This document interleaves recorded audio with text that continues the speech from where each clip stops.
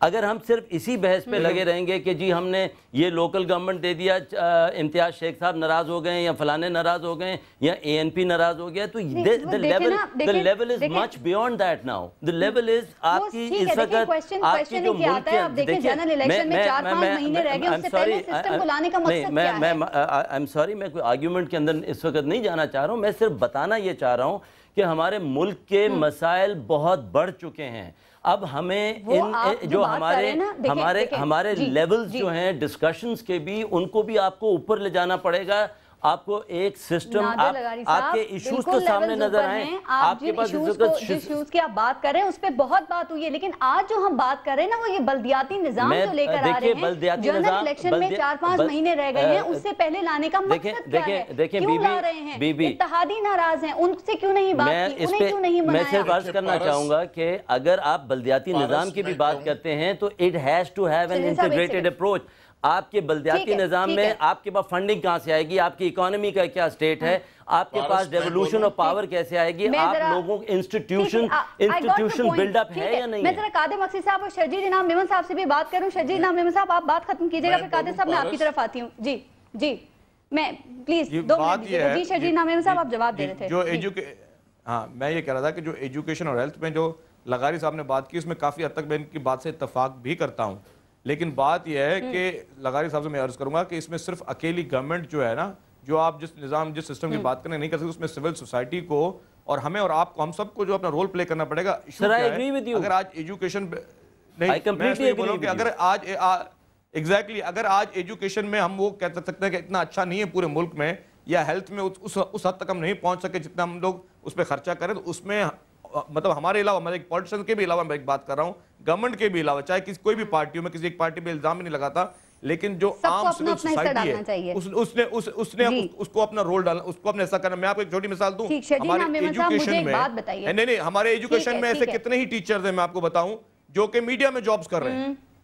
Education کے teachers media میں job کر رہے ہیں, ان کو نکالا بھی صحیح, سب کچھ کیا, پھر 100 قسم کے ایشوز. میں آپ کو بتاؤں کہ یہ پوری سوسائٹی کو میچورٹی کے ساتھ ان سارے ایشوز کو ایڈریس کرنا پڑے گا. جہاں تک بل کی بات ہے, میں دوبارہ کہتا ہوں کہ اسمبلیز میں جو, میری سن لے پلیز کمپلیٹ کرنے دیں, اسمبلی میں جو دوست بیٹھے ہوئے ہیں وہ تجاویز دیں, اور جو اسمبلی میں نہیں بھی ہیں, ہم نے تو یہ بھی اوپن آفر دی کہ اگر نیشنلسٹ کی بات کرنا چاہتے ہیں, میری بات تو سنیں جی. پیپلز لوکل آرڈیننس 2012 جو آپ لے کر آئے, کب اس کو پاس کروا رہے ہیں اسمبلی سے, اور کیا پاس ہو جائے گا یہ اسمبلی سے؟ دیکھیں جی, اس کا 90 ڈیز کا ٹائم ہے آفٹر 18th امینڈمنٹ. اگر ودن 90 ڈیز یہ پاس نہیں ہوا اور 18th امینڈمنٹ کے بعد ابھی اس آرڈیننس پہ دوسرا آرڈیننس نہیں آ سکتا, تو یہ اسمبلی میں آئے گا. اسمبلی میں ممبرز اپنے بحث کریں گے, جن کو تجاویز دینی ہے تجاویز دیں, چاہے پارلیمنٹ میں ہیں پارلیمنٹ میں نہیں ہیں وہ بھی اپنی تجاویز دیں, لیکن ہر مسئلہ ڈائیلاگ سے حل ہوگا. اسٹرائک سے, ہڑتالوں سے مسائل کا حل کبھی نہیں نکلتا. اگر آپ مسائل کا حل, اگر آپ مسائل کے حل میں سنسیئر ہیں, اگر آپ ان کے عوام کے ساتھ سنسیئر ہیں, کم along with your suggestions please. Suggestions کے ساتھ تو آئیں گے. اطلاعات یہ ہیں کہ پیپلز پارٹی کے اندر بھی اتفاق نہیں ہے اس سسٹم کے اوپر. ایک سیکنڈ قادر صاحب, کہ پیپلز پارٹی کے جو ارکنیت اسمبلی ہے نا, وہ ان میں بھی اختلافات ہیں, اسی لیے آپ کو اتنی دیر ہو گئی ہے, آپ اس آرڈیننس کو نہیں لے کر آئے میں آپ اسمبلی کو میں. بول رہا ہوں جی پارس, میں آپ کو بتاؤں کہ کل بھی ہماری پارلیمانی پارٹی کی میٹنگ بھی تھی, اور ہمارے منسٹرز کی بھی میٹنگ تھی پیپلز پارٹی کے. آپ اب کسی سے بھی پوچھ لیں, کسی ایک ممبر نے بھی اعتراض نہیں کیا. 1-2 اخباروں نے نیگیٹو خبریں دی ہیں ان کے مالکان کو. امتیاز شیخ صاحب, سن تو لیں جی, سن تو لیں, امتیاز شیخ صاحب ہمارے ساتھ لائن پر موجود ہیں. میں نے سن لیا, ان کو بیان سن لیا. سٹیٹمنٹ یہ ہے کہ پیپلز پارٹی کے اندر اتفاق نہیں ہے. امتیاز شیخ صاحب کی بات سن لیں. جی امتیاز شیخ صاحب, میری بات سنیں جی, اتفاق ہے اس معاملے پر؟ بھارت صاحبہ, میں آپ کو ایک بات, صاحبہ پہلے میری بات کمپلیٹ ہونے دیں. سندھ میں اس وقت سخت بے چینی پھیلی ہوئی ہے, اور اس پہ شدید احتجاج ہے لوگوں کا. جس طریقے سے سندھ کو تقسیم کرنے کی کوشش کی گئی ہے ایڈمنسٹریٹو طور پہ اور سیاسی طور پہ, تو مطلب اس پر سب کو شدید احتجاج اور تحفظات ہیں. اور امتیاز صاحب آپ نے بیٹھ کے بات کرے تو ہم بات کرنے کو تیار ہیں. امتیاز صاحب آپ نے کس بنیاد پہ یہ سٹیٹمنٹ دیا کہ یہ پیپلز پارٹی کے اندر پھوٹ ہے, اتفاق نہیں ہے, بغیر اتفاق رائے کے جلد بازی میں یہ دیا ہے آرڈیننس؟ پیر صاحب سے بہت سے پیپلز پارٹی کے دوستوں نے رابطہ کیا ہے, اور انہوں نے اس بات کا اظہار کیا ہے کہ ہم اس سے متفق نہیں ہیں, اور اس وجہ سے میں یہ کہہ رہا ہوں. ایک کا نام لے لیں شیخ صاحب کو, بولیں ایک کا نام لے لیں. نہیں شیخ صاحب کو بولیں کسی ایک کا نام لے لیں جس نے اعتراض کیا ہو. किसी का नहीं लूंगा। मुझे जरा बातें करना है, मैं इनको बता रहा हूँ कि इस तरह की चीज है और हम कभी गलत बात नहीं करते। ठीक है इम्तियाज साहब, क्या वफाक में भी आप हैं, वहाँ पर भी इस तरह के इख्तिलाफात आपको नजर आ रहे हैं?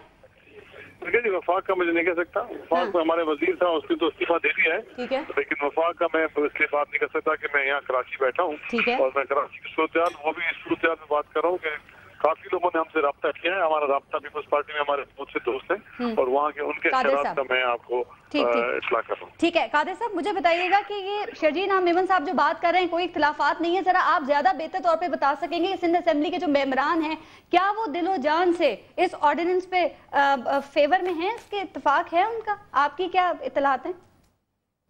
देखें पहली मैं आपको बात बताऊं, ये जो कमीशन निजाम था, ये असेंबली से बिल पास करवाया था। एक दिन 2 दिन के बाद असेंबली बुला के उसको पेश करते थे, सिलेक्ट कमेटी में भेजते, वो उस पर बहस होती, तो हम भी सपोर्ट जब सिंध के मफाद में होता था, लेकिन ये सिंध के मफाद में नहीं है। सिंध के मफाद के खिलाफ ये ऑर्डिनेंस है और इसमें वो पावर्स दे दिए गए इनको जो वो पाकिस्तान की हिस्ट्री में कभी किसी मेयर को नहीं दिए गए। डिस्ट्रिक्ट मजिस्ट्रेट की पावर, एक का नाम ले लें शेख साहब को, बोले एक पावर का नाम ले ले जो पहले नहीं था इनको। शेख साहब किसी एक पावर का नाम ले लें जो पहले नहीं था और अब दिया गया है। सेक्शन 22 पढ़ लें तो इनको मालूम हो जाएगा, इन्होंने तो खुद ये ऑर्डिनेंस पढ़ा। आप नाम लेना डिपार्टमेंट का, आप शेड्यूल 1 में किसी एक डिपार्टमेंट का नाम ले लें। फर्स्ट शेड्यूल सेक्शन 2 सीआरपीसी के पावर्स को दे दिए गए 109, 133, 145, 144। अच्छा, अब 109 क्या है पता है आपको शेख साहब? 109 क्या है? 109 क्या है? शर्जील साहब कुछ कह रहे हैं?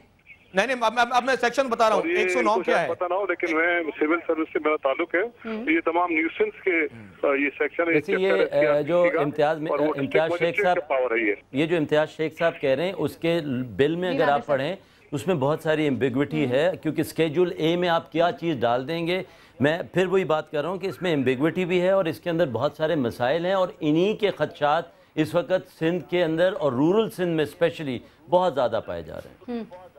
ठीक है, मैं जरा कादिर मक्सी साहब को शामिल कर लूं। कादिर मक्सी साहब जी, आप जरा सुन लें, कादिर मक्सी साहब की भी सुन लें, फिर आराम से जवाब दीजिएगा, आप जरा लंबा टाइम लेते हैं ना। जी कादिर मक्सी साहब बताइए, आपको इख्तिलाफात नजर आ रहे हैं पीपल्स पार्टी में? जी पारस, मैं ये कहना चाहता हूं कि पहले जो कमीशन निजाम की ये बातें कर रहे थे, कमीशन निजाम असेंबली ने, इसी असेंबली ने पास किया था। 3 साल इन्होंने एडमिनिस्ट्रेटर बिठा के, टीएमओस बिठा के, सारे सिंध के बल्दियाती जितने भी डेवलपमेंट के बजट थे वो सारे वजीर मुशीर इनके जियाले खा गए, कुछ भी नहीं हुआ। 1 साल पूरा जब पहले इन्होंने ऑर्डिनेंस जारी किया था तो 24 घंटे में इनको ऑर्डिनेंस अवाम के रद्द-ए-अमल की वजह से वापस लेना पड़ा। 1 साल ये पूरा मुशावरत में लगाते रहे ऑर्डिनेंस, ये बल्दियाती कानून बनाने के लिए। जब ऑर्डिनेंस साइन हुआ तो 2 दिन ये छुपाते रहे, लोगों के सामने पेश नहीं किया। अभी थोड़े थोड़े तफसील ये दे रहे हैं कि एकदम से लोगों का रद्द-ए-अमल ना आए।